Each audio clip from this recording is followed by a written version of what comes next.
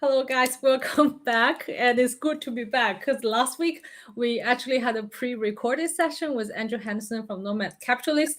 If you have not watched this amazing session, please, after this, and go back to watch the interview with him that we talk about having a plan B, global citizenship, and how to achieve ultimate freedom and why you have to do that. So, and in today's session, our topic is about how to use debt to build up wealth. And if this is your first time watching this, I'm Yasi, creator behind Fast Track, and have a podcast that talk about entrepreneurship, money, and career. And you can check everything about these three topics. Either it's a podcast or blog content on fasttrack.life. And this site is my co-host of Fast Track Money YouTube channel, Matthias Richter. Many of you might already know who he is. And if this is your first time, you're new here. So he is the creator behind Financial Imagineer, achieved financial independence at age of 37. And then now he is very passionate about like spreading the financial education, helping people achieve financial literacy. So together we create a course called Fast Track Money Course.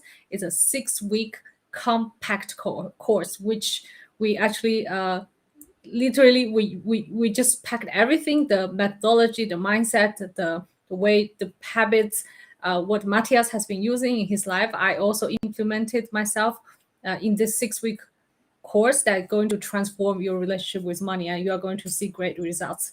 So if you're interested, check it out. The link is in the description below. And if you're not ready to transform your financial life completely within 6 weeks, you can take it slow by watching like our YouTube content, for example, this one. So today we're going to talk about how to use that to increase your wealth. So I'm going to pass it on to Matthias to continue with the intro. Thank you for the introduction, Yasi. Just about debt, I think debt is a word some people try to avoid, like getting sick or getting uncomfortable or doing something that is not allowed, or it sounds bad, it feels bad, it's negative. However, on the other side, you maybe also know if you buy bonds, fixed income products, you buy debt. What kind of debt do you buy? You buy debt from governments, you buy debt from corporates, you buy debt. There's a market for debt. So why would someone like a government or a corporation issue debt and you yourself, you should not look into debt? I think that's something very interesting, right? So it seems to be a very powerful thing. And today, I think I want to dig a little bit deeper into this and show you how debt can be used as a tool to be added to your financial toolbox, so to say, to imagineer your life. That's the whole point of today's session. I also prepare a lot of questions on my side because believe it or not, I don't have that. So I mean, it could be like in a good situation because many people might want to get rid of that. But now I'm in a situation that I don't have that. What's interesting is that, you are going to tell us how we can use that to increase wealth. So I'm very eager to hear more from you. So for the audience, if you have any questions, arguments, concerns, like other theories, feel free to put it in the comment section. We will see it, and Matthias will reply it, and we will reply. Yes, okay. Credit card debt, we have more like start already with that. Yeah. So credit card debt, I think I want to make one step even further back there. So some people, they have debt kind of into two drawers. One is good debt, the other one is bad debt. So what is good debt and what is bad debt? I would say bad debt is something where you consume the money that you borrow. So bad debt would be you go shoe shopping, clothes shopping, you put everything on your credit card or traveling, whatever it is, you consume it, there's nothing left. And then at the end, all you get is the bill, the credit card bill. And then you're overwhelmed by it and you start rolling it and you snowball it up with the accrued interest. That's like a credit card debt trap, right? And I think this is very bad debt, of course. I love to use credit cards, but I like to pay my credit card bills whenever they come with cash. And I like to use the credit cards because they give me points. Of course, I cannot become super wealthy with that, but it's like a channeled spending. So I know some bloggers out there, they say don't go into credit card debt, don't use credit cards at all. I think it depends on how disciplined you are to pay them back. So maybe debt, good debt and bad debt. So what is good debt then? Good debt, I think, is something where you borrow money and you use that money like capital to invest into something that will stay there for you. The easiest example in that situation is, of course, the mortgage, your house debt. Most people once in their life will think about buying a home. And therefore, because houses are so expensive, you probably look into taking up some debt. And if you do that, mortgage is a very interesting name. Many people don't know. Mort comes from French. It means death or to die. And the gish at the end, that's actually for pledge. So it's the death pledge. And simply a mortgage was actually thought to be paid back till the end of your life. So you have to work. Once you take up a mortgage, you are obliged to return all the money to the whoever institution or whoever give you that money in the first place. That's the death pledge. But as you know, like if you look at the current situation in our environment, very interesting is a lot of governments are printing money. So what are they doing? They're issuing money and they are putting so much more cash into the system. So recently, I went to the Bank for International Settlements. It's in Switzerland, the headquarters. So that's like the central bank of the central banks. They had a 90-year opening week here, the BIS. And they actually had a machine there where I could print my own money. So I printed the Imagineer franc and I made a $1 million bill, so to say. Very cool. That's nothing else than what all the governments are doing. And if people can print this or they can print that, like $100 trillion, and to promise to pay the bearer on demand, even sign with their names, whatever, you can be on the other side of that equation. You can be on the side to actually take up the debt. Sorry, I think my camera just went away. It's back. Apologies for that. So the interesting part here is it's not just governments or companies that can print money, it's also you. So by taking up a mortgage, you do nothing else than aligning yourself with the same situation central banks have. That means, I'll just give you the example now, if you have an inflation rate of 5 to 6% in the US, which is very, very high, I don't think it will last to be that high, but just imagine if inflation rate would be 5% for 5 years. You compound it, it's more than 25%. 5 times 5, it's actually compounding. So it's maybe 30+% even. And what does it mean? Your debt, whatever you take up in debt today, you have to pay back less than 30% less 5 years from now. It's actually like a gift. You can consume today, you can invest today. And then the other side, if you invested in something, I'm just giving a house here as an example. It's maybe not the smartest thing because the house prices have also risen a lot. But if you put your money into something that will actually beat inflation or maybe even grow in value, the gap between the two will grow and you actually make money off capital that is not even yours. That's the magic here. And of course, the dangers of debt, it wouldn't be a good session if I wouldn't illuminate the dangers as well here. If you get too much debt and suddenly interest rates follow suit, and instead of 1%, you suddenly have to pay again 5 or even more percent on your mortgage, it could break your neck if you are over-debted. So please be careful. Use it really as a tool, understand it well, and know what you're doing. So that's maybe the intro here. So there's different forms of debt, and you can actually use it to make your wealth grow. And talking about mortgage rate, Freedom 35 blog mentioned that, right now it's so low. In Canada, 1.2%. I think Switzerland is around 1%.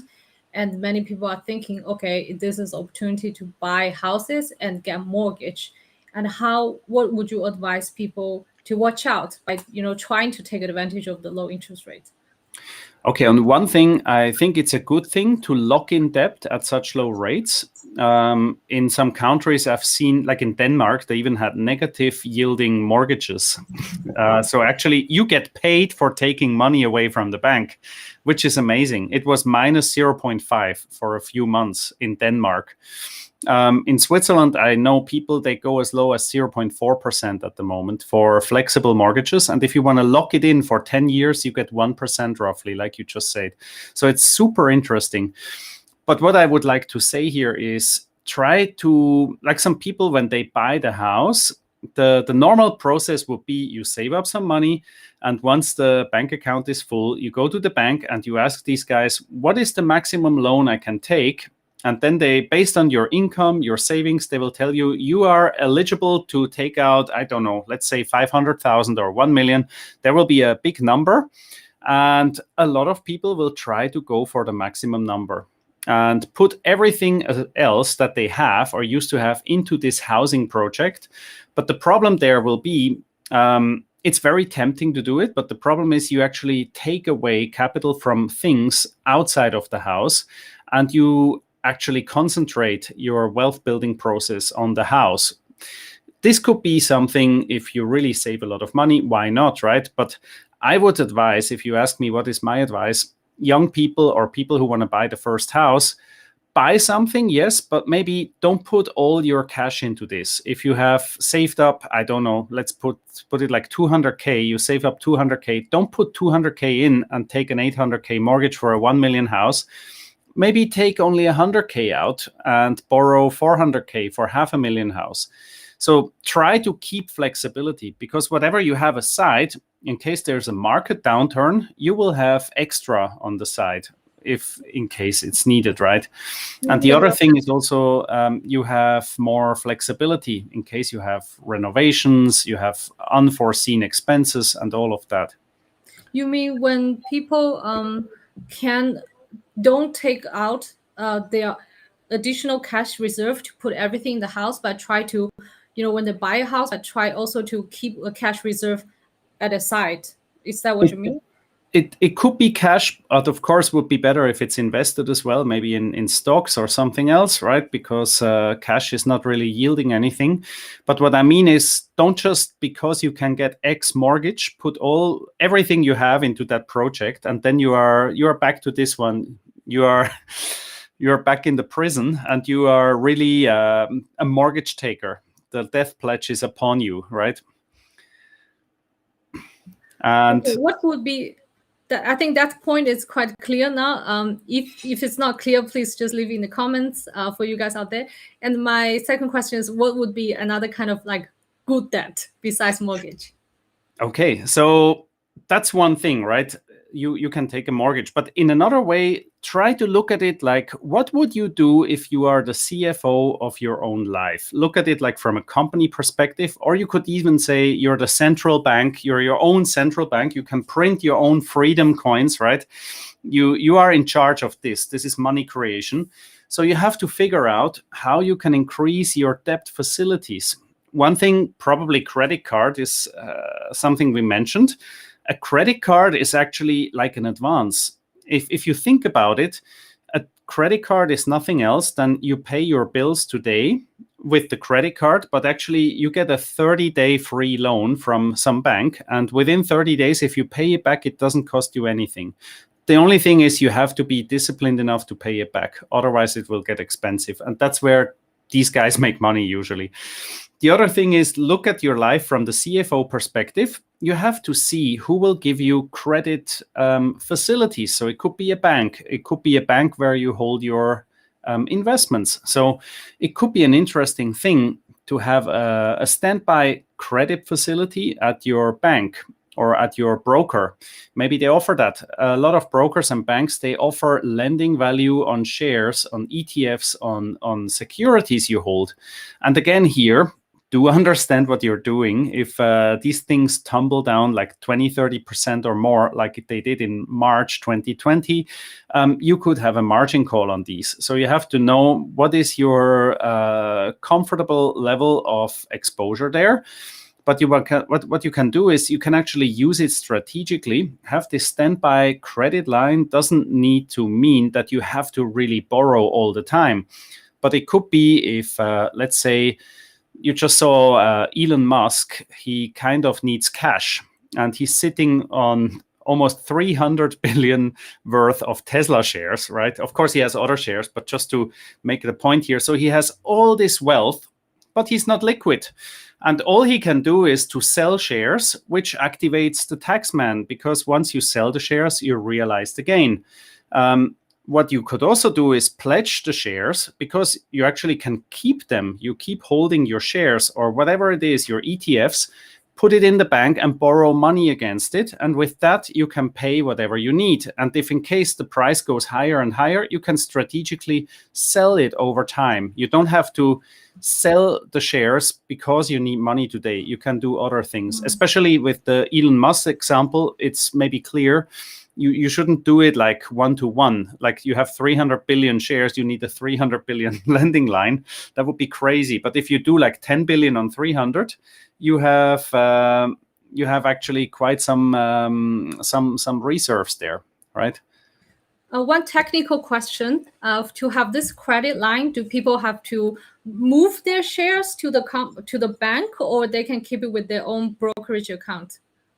That depends on the setup. I would say if the bank has the shares physically there, you will be getting the better credit limit on it. You will be getting a better interest rate on it, because honestly, if you are a bank and you borrow money against something like that, you want to have it with you. And the other thing is, for margin calls, which is in unfortunate cases is usually what's going to happen. If you are the bank with the outstanding loan, the bank has the right to push the button to sell everything at the moment. So if they need cash to pay off your loan, if something goes sour, the bank will prefer to have it with themselves. And you can even, so in my case, I like to combine it with mortgages. So you can, if you have a bank of your choice, you can say, I bring you even more business. And in return, you help me give a better credit line here, you give me a mortgage, you give me this, you give me that. The business for the bank will grow, and therefore maybe the conditions will improve for you. Yeah, talking about margin call, so I think this is another kind of debt, like you borrow money to buy, sell shares, right? Yes. What do you think about that? Well, it's something that can be really, really interesting if done right. Then the question comes, how much you want to time the market, or is it something you want to do standby? I give you an example. If you have like a boring index ETF, assume the volatility is 20 to 30% per year, and you can maybe get 8 to 10% interest per year, like the performance, right? Then how much credit line should you do on this to probably have something better than if you don't do it? So if you just take an example, if you do like 20%, so let's say you have 100 and you borrow 20, you have 120 total exposure. The 120 total exposure will give you, let's say, 10% for simplicity. So you will get 12 instead of 10, right? So you get 2 more in performance. And because you borrow the 20, the 20 maybe at 1% will cost you almost nothing. It's 0.2. So that part, 12 minus 0.2 is 11.8. So you have, instead of 10, you have 11.8 upside.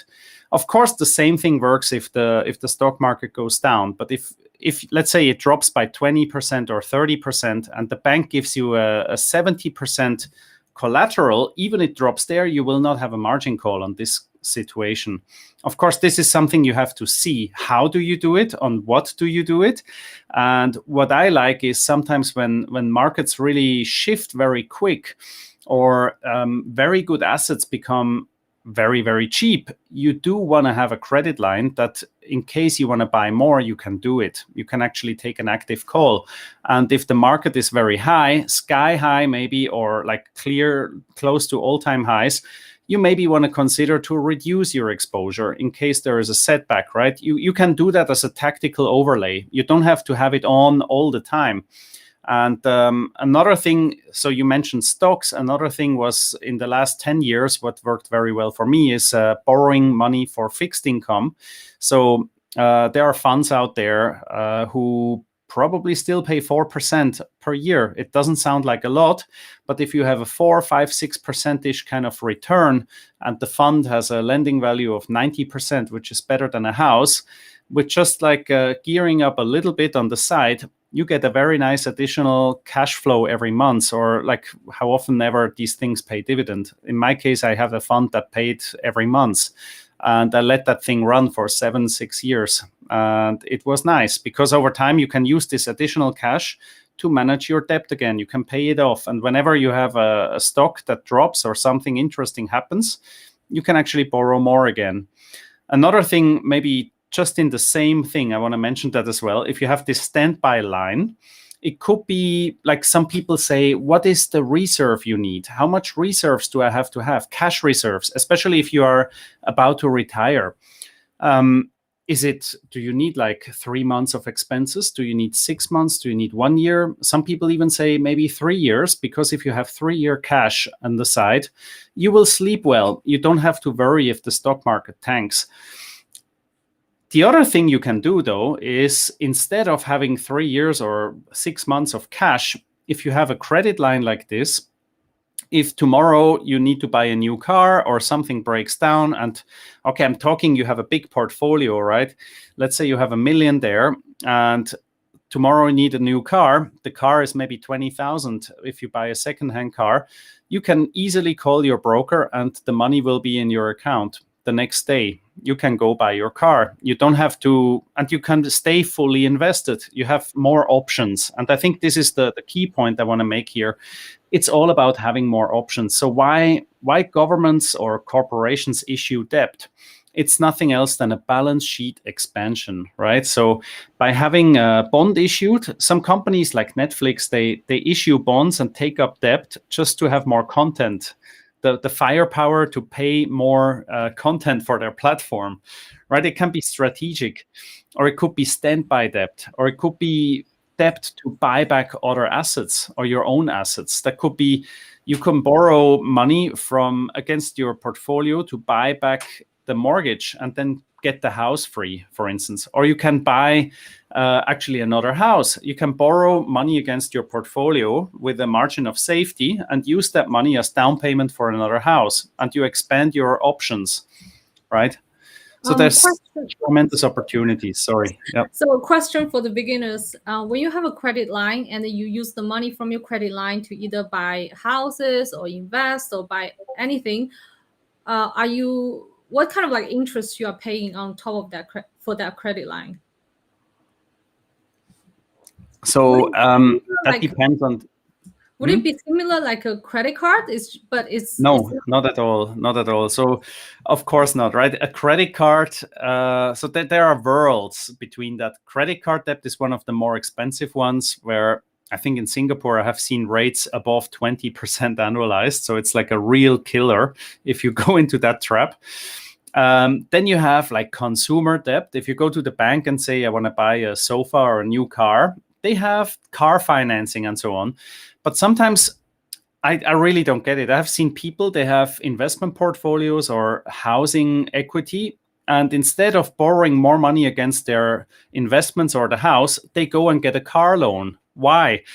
I don't get it. Because for the car, you need a car loan. That's probably the logic they have. But if you look at the rate, the car loan is maybe 4% and the housing loan is maybe 1%. Why not just use the house to get the money for the car? And then you save the 3%.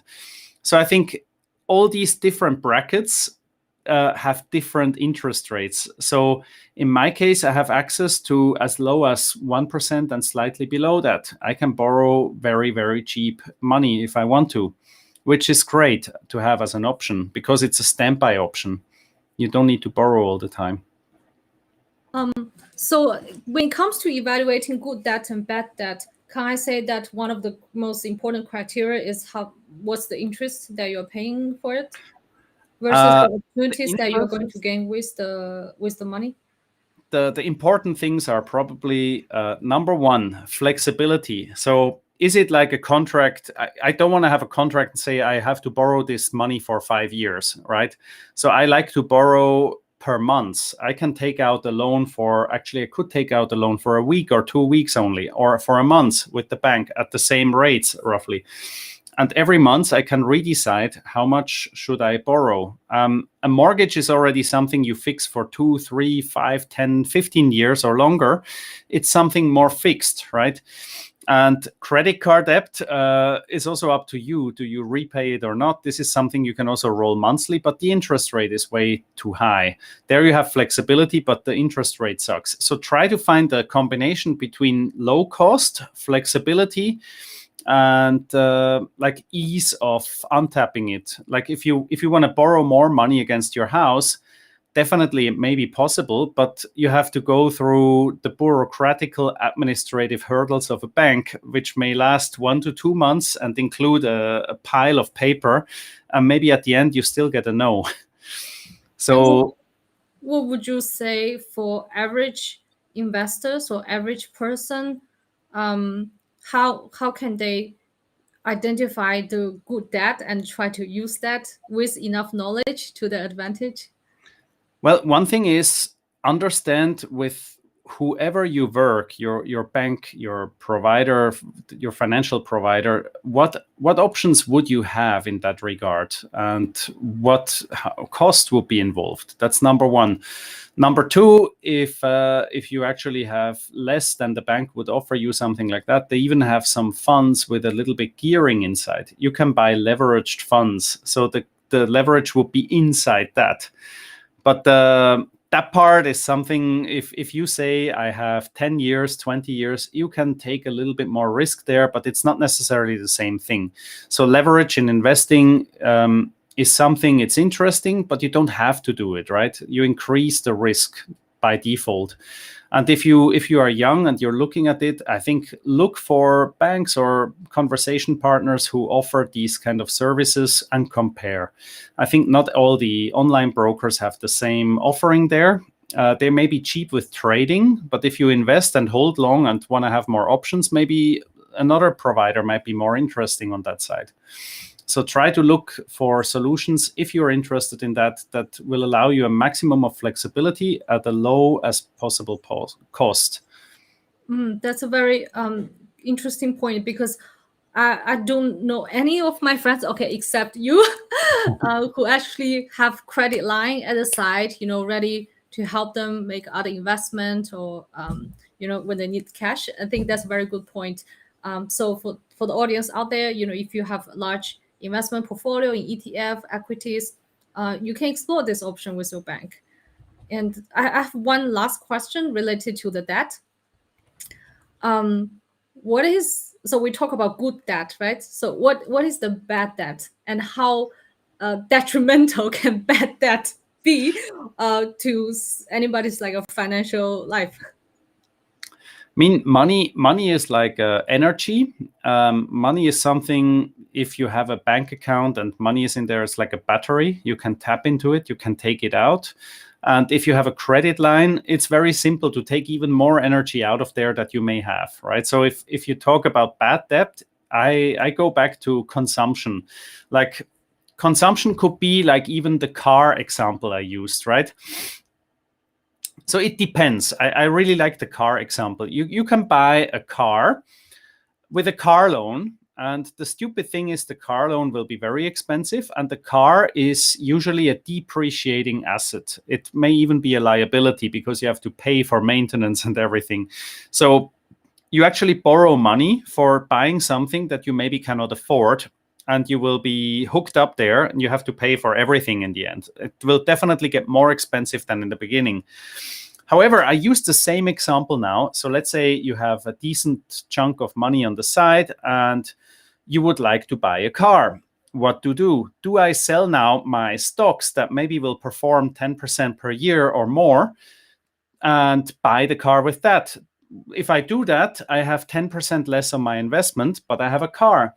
But now if I have this chunk of portfolio there and I can borrow for 1% to buy the car, why not do that? You let your money run. You have more income potentially because you let the money invested. You have your car. Maybe the dividends of this portfolio might be sufficient to pay off the open balance over time as well. So you could actually just like expand your options there. And bad debt usually is, besides car, it's everything that is depreciating, that is like you consume it away, you eat it, you travel, you come back, you have nothing left to show for.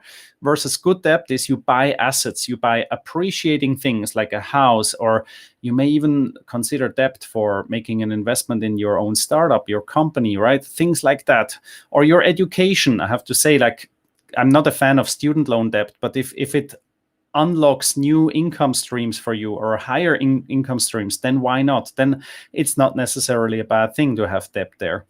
That's a very interesting point, because before, when I was choosing which school for master study, I just did the ROI calculation. Okay, maybe at that time I wouldn't know how much my income would be after graduating from the master degree, but I was just thinking, okay, this one is more expensive, double the price, double the time and the opportunity cost, and this one I can make it break even within 1 year. It's similar to what you said, but I guess if you invest yourself and you keep learning, actually there's no capped potential. The potential can be, the sky could be the limit. And exactly. And debt, if strategically used, I go back to inflation and the situation with central banks at the moment. Maybe even crypto. You can look at crypto, the whole need for the world to have something more safe. It shows the trust in the monetary system is not where it used to be, in a way. Not saying it's gonna. I have no view at what's gonna happen here. Of course, central banks will try to keep the control and keep the system going. But one thing is interesting: if you borrow money in the currency where central banks are over indebted, you are aligned with them. You're on the same side. So if they kind of make a currency reform, or if they, some countries do currency reforms, they cut a few zeros away. In Taiwan, it happened. My wife's parents, they experienced that. One Sunday evening, they cut 4 zeros away from the currency. Everyone who had hard-earned cash under their mattress lost a shitload of money. But everyone who had a mortgage or outstanding debt, they were super happy, because if you buy a real asset with that borrowed money that could be just evaporating, your debt could be doing the same. It could just go away. Can I ask this? But Sure. I didn't quite understand the logic, because if every single thing is going to cut 40 away, relatively wouldn't everything be the same? Or you mean if the person's debt is going to be 100K per month, I don't know what's the currency in Taiwan, 100K per month, and then if they cut 40 away, so which means they pay 10K. No, is that right? Like, if you have hyperinflation. So I go back to this. This is Zimbabwe. Imagine you would have borrowed 1 million Zimbabwe dollars about 1 year before this banknote came out and buy a house. And later they issued this 100 trillion banknote. And this is when it came out, it was worth about $4. And your 1 million is like virtually non-existent anymore. I'm not saying hyperinflation will happen, but my grandma, my grandparents, they bought a house back in the 1950s for maybe 50,000, around that. And if you just think the 50,000 back then, if you would have like borrowed 40,000 to buy it, and you never pay back a single penny on this borrowed money, the house price by now is probably $1 million or more. And if you still have your outstanding 40,000, it's 4%. You could rent it out for 1 year and pay it off. You see, it's like the magic will happen over time, compounding, and having something that is stable enough to allow you to keep the debt open, right? Yeah, that's a very good point. So having mortgage actually helping you to hedge against inflation. That you already talked about last time when we talk about, like, in that session, like a buy or rent, right? You talk about this so many times. Absolutely. Right.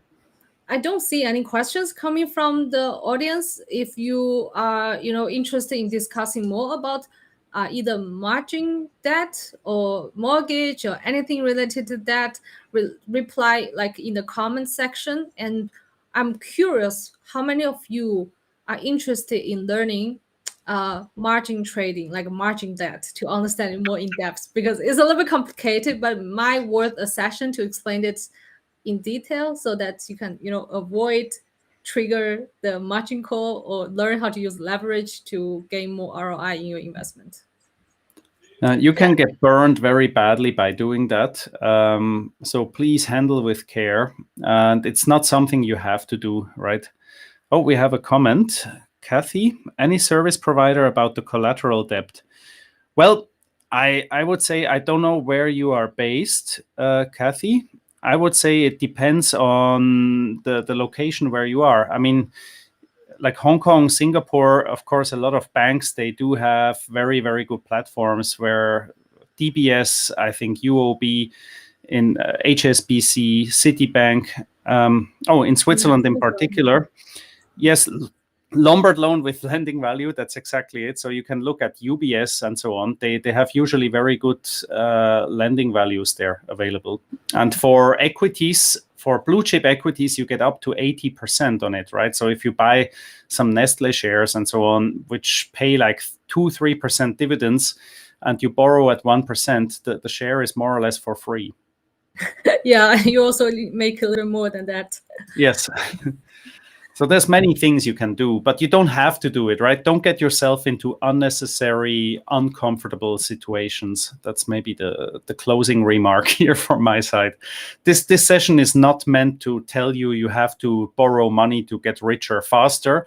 It's just to share that there could be some tools available, and if you use it smartly, tactically, it could be helping you to get there to your goals faster in a way. Yeah. And tax, we can also make another episode talking about tax. It's a interesting, actually quite interesting topic for a lot of people. But today we talk about how to use that. And if you have more questions, feel free to leave in the comments. We will reply you later. We will always check back on the comments. Thank you so much for being here, guys. And next week we will come back. And then if there's any specific topic that you like to learn about, you like to discuss with us, please let us know. Write them in the comment. For sure, we will try to talk about it, incorporate all your suggestions. And yeah, so thank you so much for being here with us. And if you like this video, if you find it helpful, we appreciate if you can give it a like, share this, and follow this channel.